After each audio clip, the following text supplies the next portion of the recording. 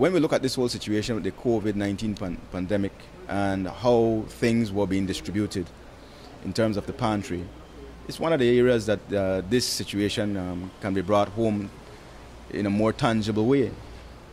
You would have found that in certain constituencies it would have been easy for persons to come out to Salvation Army and get their pantry and go back home.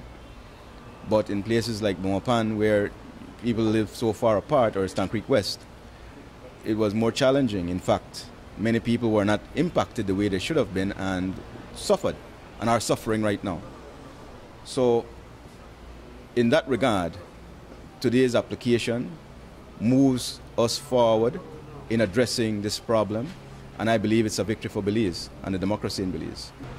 The next step is for the order to be perfected, allowing for the expert to be appointed.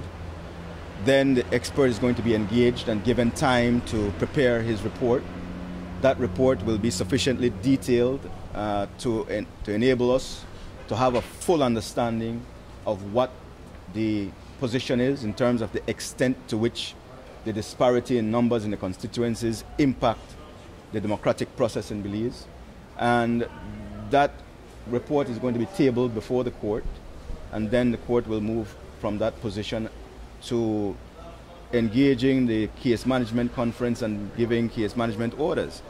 Unless the government capitulates and says, well, you know what, we have been derelict in our duty and have been acting above the law in terms of this process, and we want to make amends and atone